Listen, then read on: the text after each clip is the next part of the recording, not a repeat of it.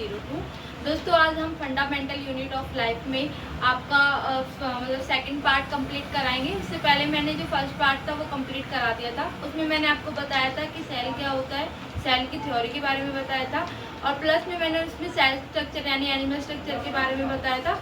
आज हम इस जो पार्ट 2 में इसमें आज हम बताएंगे कि सेल स्ट्रक्चर में जो भी टॉपिक्स थे उनको डिटेल में पढ़ेंगे और फंक्शन ऑफ सेल क्या होता है। तो दोस्तों आइए स्टार्ट करते हैं। फर्स्टली हम फंक्शन ऑफ सेल क्या होता है तो फंक्शन ऑफ सेल में बात करते हैं। फर्स्ट हमारा पॉइंट है प्रोवाइड सपोर्ट एंड स्ट्रक्चर, यानी जो फंक्शन ऑफ सेल में क्या करता है, हमें जो सेल्स होते हैं वो सपोर्ट प्रोवाइड करते हैं। स्ट्रक्चर मीन्स यानी एक सेल जो मिलकर के क्या बनाता है, स्ट्रक्चर बनाता है। एक सेल्स इकट्ठे होकर के क्या बनाते हैं, स्ट्रक्चर बनाते हैं। वो स्ट्रक्चर क्या प्रोवाइड करते हैं, सपोर्ट प्रोवाइड करते हैं। फर्स्ट पॉइंट हमारा ये हो गया। सेकंड है फैसिलिटेट ग्रोथ। फैसिलिटेट ग्रोथ का मतलब क्या है, यानी जो सेल्स होते हैं वो क्या होते हैं, हमारे डिफ्यूजन होते हैं मीन्स डिवाइड होते हैं मियोसिस मेयोसिस में।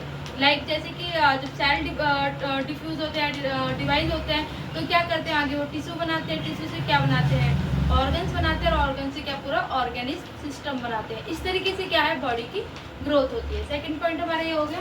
थर्ड पॉइंट है हमारा transport of substance. Transport of substance क्या है, यानी जैसे कि हमारे जो सेल स्ट्रक्चर में मैंने आपको बताया था सेल मेम्ब्रेन होता है, ठीक है, यानी प्लाज्मा मेम्ब्रेन होता है। तो वो क्या करता है, वो ट्रांसपोर्ट करने में हेल्प करता है हमारे बॉडी के अंदर, यानी प्रोटीन्स, कार्बोहाइड्रेट, ऑक्सीजन, ठीक है, जो हमारे बॉडी के लिए बेस्ट होते हैं वो पार्ट्स क्या है, वो हमारे बॉडी के अंदर ट्रांसपोर्ट करते हैं और जो वेस्टेड होते हैं उनको वो बाहर एक्सक्रेट कर देते हैं। ठीक है, ये हो गया हमारा थर्ड पॉइंट। फोर्थ में है एनर्जी प्रोडक्शन। आपको मैंने सेल स्ट्रक्चर में बताया था कि mitochondria power of the house, कि माइटोकॉन्ड्रिया क्या है, पावर ऑफ द हाउस है, जो कि क्या करता है, एनर्जी प्रोडक्शन कराता है सेल के अंदर। जो सेल है वो खुद से क्या करती है, एनर्जी प्रोडक्शन करती है थ्रू द माइटोकॉन्ड्रिया। इस तरीके से क्या है, सेल क्या है, बॉडी के अंदर एनर्जी प्रोडक्शन कराती है। और फिफ्थ पॉइंट है हमारा एड्स इन रिप्रोडक्शन। एक रिप्रोडक्शन में भी क्या है, सेल की इम्पोर्टेंस है, क्योंकि ये कैसे होता है, आपको मैंने बताया था कि हमारे मेल और फीमेल्स में क्या होते हैं, सेल्स होते हैं जो मैन क्या करते हैं, एड्स इन रिप्रोडक्शन में हेल्प करते हैं। जिस तरीके से फिर क्या होता है, सेल डिवाइड होते हैं, फिर उसके बाद टिश्यू बनते हैं, टिश्यू बनने के बाद क्या करते हैं, हमारी बॉडी का पूरा ऑर्गेनिज्म बनता है। मैंने आपको बताया था जैसे कि ये फीमेल हो गया है और ये मेल्स के जो भी हमारे जो क्रोमोसोम होते हैं मिलकर के डिफ्यूज होते हैं, फिर जायगोट बनाते हैं और जायगोट के बाद फर्दर जो प्रोसेस है वो आगे चलता है, जिसमें कि क्या होता है, हमारे जो सेल्स होते हैं वो डिवाइड हो जाते हैं, फिर टिश्यू में चेंज होते हैं, फिर ऑर्गन्स में बनते हैं, फिर पूरा ऑर्गेनिक सिस्टम बनाते हैं। इस तरीके से ये भी क्या है, इंपॉर्टेंस निभाता है। इसलिए क्या बोला जाता है, cell is the structure and functional unit of. Cell structure में हमारा जो फर्स्ट टॉपिक है वो है cell membrane means plasma membrane, उसके बारे में हम बात करेंगे। तो दोस्तों what is the plasma membrane, क्या होता है। फर्स्टली तो हम पहले डायग्राम के बारे में बात कर लेते हैं कि डायग्राम में प्लाज्मा मेम्ब्रेन क्या होता है। ठीक है, आपको मैंने उस दिन जब आपको समझा रही थी मैंने उसमें आपको बताया था कि जो ये आउटर मोस्ट जो एरिया होता है, ठीक है, जो ये बाहर का जो ये पार्ट होता है इसको क्या बोला जाता है, सेल मेम्ब्रेन, और इसको प्लाज्मा मेम्ब्रेन के नाम से भी बोला जाता है। ठीक है, तो दोस्तों ये क्या होता है, हमारा प्लाज्मा मेम्ब्रेन, जो आउटर मोस्ट जो हमारा ये सेल होता है, ठीक है, सॉरी मेम्ब्रेन होता है। ठीक है, plasma membrane also known as the cell membrane, कि प्लाज्मा मेम्ब्रेन को क्या बोला जाता है, सेल मेम्ब्रेन भी बोला जाता है। It is the outermost membrane of cell which separate out the internal environment of cell to the external environment. मतलब कि जो प्लाज्मा मेम्ब्रेन है, ठीक है, प्लाज्मा मेम्ब्रेन में जो अंदर की तरफ होता है वो क्या होता है, इंटरनल इन्वायरमेंट होता है, और जो बाहर की तरफ होता है वो क्या होता है, हमारा एक्सटर्नल इन्वायरमेंट होता है। तो जो प्लाज्मा मेम्ब्रेन होता है वो क्या करता है, सेपरेट करके रखता है हमारे इंटरनल इन्वायरमेंट को और हमारे एक्सटर्नल इन्वायरमेंट को। जैसे इसमें आपको मैंने बताया है कि विच separate out the internal environment and external environment. ठीक है दोस्तों, तो फिर इसके बाद बात करते हैं, it is the selectivity permeable. Permeable का मतलब क्या होता है कि जो प्लाज्मा मेम्ब्रेन होता है ये क्या करता है कि जो भी हमारे सब्सटेंस अंदर जा रहे हैं या बाहर जा रहे हैं उनको क्या करता है, परमेबल का मतलब कहता है अलाउ करता है कि कौन सी चीज बेस्ट है जिसको लेना चाहिए, कौन सी चीज बेस्ट नहीं है। तो ये क्या करते हैं, परमेबल का भी काम करती है। वो मैं आगे आपको टॉपिक बताऊंगी कि वो क्या क्या सब्सटेंस होते हैं जिसको वो अंदर लेती है, जिसको नहीं लेती है। ठीक है, तो ये क्या हो गया हमारा प्लाज्मा। अब हम बात करते हैं प्लाज्मा मेम्ब्रेन के स्ट्रक्चर के बारे में। तो दोस्तों स्ट्रक्चर कैसा होता है वो मैं भी आपको बताऊंगी, प्लाज्मा मेम्ब्रेन का स्ट्रक्चर कैसा होता है। पहले हम बात कर लेते हैं, ठीक है, इसके बारे में कि किसके द्वारा ये प्लाज्मा मेम्ब्रेन दिया गया था। The fluid mosaic model, plasma membrane का जो स्ट्रक्चर है उसको क्या बोला जाता है, फ्लूइड मोज़ेक मॉडल बोला जाता है। और प्लाज्मा मेम्ब्रेन गिवन बाय, जो कि दिया गया है ST. Singer and GL. Nicholson, यानी जो एस.टी. सिंगर और जी.एल. नाइकोलसन के द्वारा दिया गया था, ठीक है। तो ये क्या था हमारा प्लाज्मा मेम्ब्रेन का स्ट्रक्चर। अब बात करते हैं कि जो प्लाज्मा मेम्ब्रेन है वो किससे बना हुआ होता है। जो प्लाज्मा मेम्ब्रेन होता है made up with by layer of phospholipid. जो प्लाज्मा मेम्ब्रेन होता है वो क्या बना, मतलब बाय लेयर का मतलब क्या, दो जो लेयर होते हैं इकट्ठे, ठीक है, उनसे मिलकर के बना हुआ होता है, जिसको क्या बोला जाता है, फॉस्फोलिपिड बोला जाता है।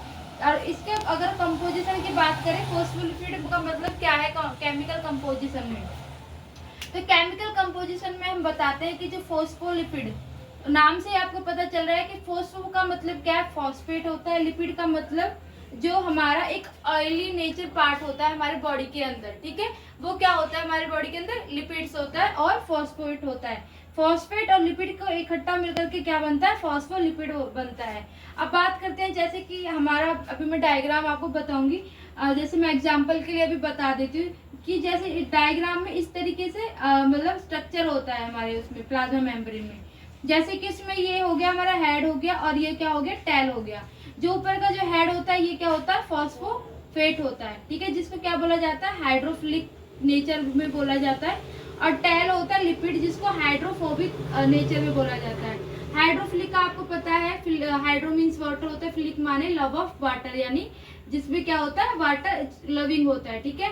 और हाइड्रोफोबिक का मतलब भी पता है, फोबिक का मतलब क्या होता है, हेट ऑफ वाटर, यानी जो वाटर में हेट होता है। तो लिपिड में हमारा क्या होता है, ऑयली नेचर सब्सटेंस में होता है, और फॉस्फेट में क्या होता है, हमारा वाटर प्रेजेंट होता है, ठीक है। अब बात कर रही थी मैं, जैसे कि ये बना हुआ होता है बायर लेयर, जैसे ये तो सिंगल लेयर हो गया, इसी का जो सेम जो स्ट्रक्चर होता है, जैसे कि ऊपर जो हमारा जो ये प्लाज्मा मेम्ब्रेन का जो लेयर होता है, सेम उसी तरीके का जो लेयर होता है वो नीचे की तरफ होता है। वो दोनों क्या होते हैं, एक साथ में जुड़े हुए होते हैं, ठीक है। इस तरीके से क्या है, ये अपना एक स्ट्रक्चर बनाते हैं प्लाज्मा मेम्ब्रेन में। अभी मैं आपको स्ट्रक्चर में समझाती हूँ कैसे रहता है।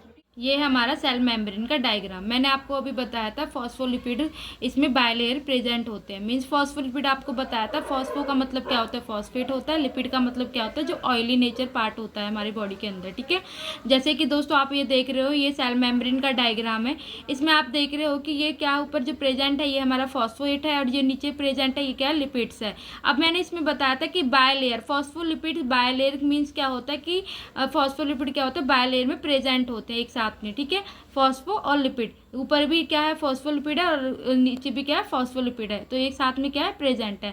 अब हम बात करते हैं कि जो सेल मेम्ब्रेन में क्या होते हैं, प्रोटीन्स और कार्बोहाइड्रेट भी प्रेजेंट होते हैं। जैसे कि दोस्तों मैं आप इसमें डायग्राम में आपको दिख रहा होगा, जो यानी फॉस्फोलिपिड टेल, ये जो टेल होता है, ठीक है, और ये ऊपर क्या हो गया, हेड हो गया। इंटीग्रल प्रोटीन, यानी जो इसके अंदर जो इंटरनल प्रेजेंट होते हैं, इसके अंदर ये क्या होता है हमारा इंटरनल प्रोटीन, तो इसमें क्या होते हैं प्रोटीन प्रेजेंट होते हैं, ठीक है।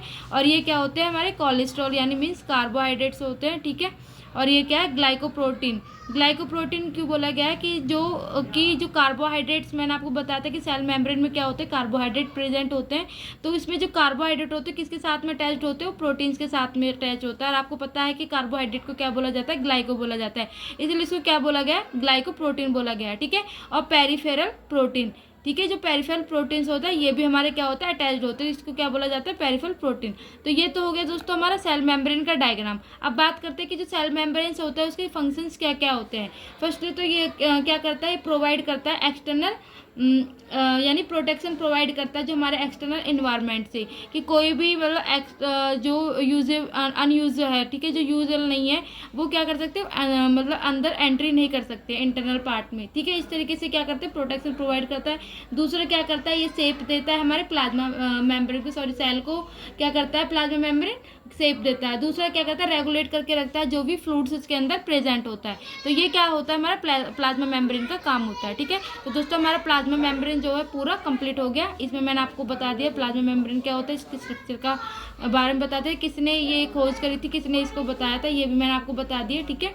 और इसके फंक्शंस के बारे में भी हमने बात। अब हम बात करते हैं साइटोप्लाज्म के बारे में, ठीक है दोस्तों। साइटोप्लाज्म क्या होता है, तो साइटोप्लाज्म में आपको पता है it is the total area between the plasma membrane to the nucleus. ये जो पार्ट है, ठीक है, जो न्यूक्लियस और प्लाज्मा मेम्ब्रेन के बीच में जो फ्लूइड भरा हुआ होता है, ठीक है, ये क्या होता है हमारा साइटोप्लाज्म। जो इसके अंदर जो फ्लूइड्स भरे हुए होते हैं ये क्या होता है हमारा साइटोप्लाज्म। प्लाज्मा मेम्ब्रेन और न्यूक्लियस के बीच में जो पार्ट में जो फ्लूइड भरा हुआ होता है इसको क्या बोला जाता है, साइटोप्लाज्म बोला जाता है। It is further divided into two parts. इनको दो पार्ट में डिवाइड किया जाता है। फर्स्टली क्या जाता है साइटोसोल और दूसरा किसमें क्या जाता है ऑर्गेनलेस में किया जाता है। तो फर्स्टली क्या है हमारा, फर्स्टली हमारा साइटोसोल है। It is the fluid present inside the cell. Cytosol का मतलब क्या है, वो फ्लूइड जो कि प्रेजेंट होता है सेल के अंदर। It is the transparent viscous which contains about 75% to 90% water, ठीक है, यानी ये सेल के अंदर फ्लूइड में प्रेजेंट होता है और इसमें जो ट्रांसपेरेंट जो हमारा वाटर कंटेंट होता है वो कितना होता है 75 से 90% क्या होता है वाटर कंटेंट्स होता है। और बाकी जो बचा हुआ रहता है मीन्स 10% होता है, वो क्या होता है प्रोटीन लिपिड्स ऑफ कार्बोहाइड्रेट्स, ठीक है, प्रोटीन और लिपिड ऑफ कार्बोहाइड्रेट प्रेजेंट होता है। मैंने आपको भी प्लाज्मा मेम्ब्रेन का डायग्राम बताया था, उसमें मैंने आपको बताया था कि ग्लाइकोप्रोटीन्स होते हैं, इंटरगल प्रोटीन्स होते हैं। इंटरगल जो इंटरनल प्रेजेंट होते हैं, ग्लाइको आपको बताया था कार्बोहाइड्रेट होता है, ठीक है, इसलिए इसको क्या बोला जाता है ग्लाइकोप्रोटीन बोला जाता है। जो कि कितने मतलब परसेंट प्रेजेंट होते हैं 10% प्रेजेंट होते हैं और 75 to 90% क्या प्रेजेंट होते हैं वाटर प्रेजेंट होता है। ये हो गया साइटोसोल। अब बात करते हैं ऑर्गेनेल्स के बारे में। अब हम बात करते हैं ऑर्गेनेल्स के बारे में, ठीक है। तो हमारे जो साइटोप्लाज्म में जो सेकंड पार्ट है वो क्या है ऑर्गेनेल्स। ऑर्गेनेल्स क्या होता है, these are the organelles present in cytoplasm and perform specific function of cell. यानी जो ऑर्गेनेल्स होते हैं ये क्या होते हैं पार्ट्स में डिवाइडेड होते हैं जो कि प्रेजेंट होते हैं हमारे साइटोप्लाज्म के अंदर। जीन्स जैसे फ्रूट्स हो गया, ठीक है, इसके अंदर जो भी ऑर्गेन्स है मतलब पार्ट्स है जो फंक्शंस करते हैं ये प्रेजेंट होते हैं, ठीक है, परफॉर्म करते हैं स्पेसिफिक फंक्शन करते हैं, ये क्या होते हैं ऑर्गेनेल्स होते हैं। लाइक जैसे कि एंडोप्लाज्मिक रेटिकुलम हो गया, सेकंड हो गया गोल्गी apparatus हो गया, तीसरा हो गया राइबोसोम्स, माइटोकॉन्ड्रिया, लायोसोम्स, सेंट्रोसोम्स और पेरिसोम। ये क्या हो गए, ये पार्ट्स हो गए जो कि फंक्शंस करते हैं, ठीक है। अब बात करते हैं कि इनको याद करने का तरीका क्या है ताकि आप इजी वे में याद करते हो। फर्स्टली तो हमें डायग्राम आना चाहिए समझ में कि डायग्राम्स में मतलब सेल स्ट्रक्चर में एनिमल मेम्ब्रेन में क्या क्या बोला गया है। जैसे मैंने आपको बताया था कि हमारे अंदर क्या है न्यूक्लियस प्रेजेंट है और इसी के अंदर क्या है न्यूक्लियस प्रेजेंट है जो कि क्या करते हैं प्रोटीन्स को क्या करते हैं मैन्युफैक्चर करते हैं, ठीक है। साइटोप्लाज्म क्या फ्लूइड होता है जो बाहर का आउटर लेयर होते हैं, प्लाज्मा मेम्ब्रेन हो गया, ठीक है। और जो ये जिस तरीके से स्ट्रक्चर होते हैं ये क्या होते हैं माइटोकॉन्ड्रिया होते हैं जिसको क्या बोला जाता है पावर हाउस बोला जाता है। मैंने पिछले वीडियो में मैंने आपको सारा मतलब डिटेल्स में डायग्राम बता दिया था, ठीक है। उसके बाद बताया था मैंने राइबोसोम्स होते हैं, राइबोसोम क्या करते हैं ट्रांसपोर्ट करते हैं हमारे प्रोटीन्स और कार्बोहाइड्रेट्स को। इस तरीके से आप डायग्राम्स को क्या कहते हैं डायग्राम के थ्रू क्या कहते हैं आप एक एक मतलब टॉपिक्स को डिटेल में पढ़ सकते हो, एक एक दो लाइन में भी अच्छे से कहीं भी अगर एग्जाम में लिखोगे तो भी आपको ये याद रहेगा, ठीक है दोस्तों। अब बात करते हैं एंडोप्लाज्मिक रेटिकुलम की। तो बात करते हैं एंडोप्लाज्मिक रेटिकुलम के बारे में, ठीक है। तो what is the endoplasmic reticulum. Endoplasmic reticulum मैंने आपको बताया था कि जो कि न्यूक्लियस से अटैच्ड होता है, ठीक है। ये क्या होता है हमारा एंडोप्लाज्मिक रेटिकुलम होता है। अब बात करते हैं endoplasmic reticulum. It is a complex channel. ये क्या होता है कॉम्प्लेक्स चैनल होता है। System enclose with in the membrane, जो कि इसका जो सिस्टम है ये क्या होता है मेम्ब्रेन से इनक्लोज होता है in the form of 3 dimensional network. ये क्या करते हैं 3 डायमेंशनल नेटवर्क, जैसे मैंने अभी देखा है आपको दिखाया डायग्राम में, ये क्या 3 डायमेंशनल नेटवर्क में क्या होते हैं कंसिस्ट होते हैं vesicles flattened and branches tubules. Like मैं आपको बताती हूँ कि जो हमारा एंडोप्लाज्मिक रेटिकुलम होता है ये स्मूथ में और रफ में प्रेजेंट होते हैं। लाइक जैसे कि स्मूथ में हम बात करते हैं ये न्यूक्लियस हो गया हमारा, ठीक है, इससे अटैच क्या होता है हमारा एंडोप्लाज्मिक रेटिकुलम होता है। तो ये कौन से शेप में होता है, ये होता है हमारा स्मूथ। SGR का मतलब क्या होता है स्मूथ एंडोप्लाज्मिक रेटिकुलम, ठीक है। इसके नीचे क्या है ये है रफ एंडोप्लाज्मिक रेटिकुलम। रफ और स्मूथ में क्या डिफरेंस है कि जो हमारा स्मूथ होता है वो बिल्कुल सिंपल स्मूथ होता है, ठीक है। और जो हमारा रफ एंडोप्लाज्मिक रेटिकुलम में क्या होता है राइबोसोम क्या होते हैं अटैच्ड होते हैं, जो इसके साथ में क्या प्रेजेंट होते हैं राइबोसोम। मैंने आपको डायग्राम में समझाया भी था, ठीक है। तो ये क्या है हमारा राइबोसोम, इसके साथ में क्या होता है अटैच्ड होते हैं। राइबोसोम का काम क्या होता है, राइबोसोम का मैंने आपको बताया था।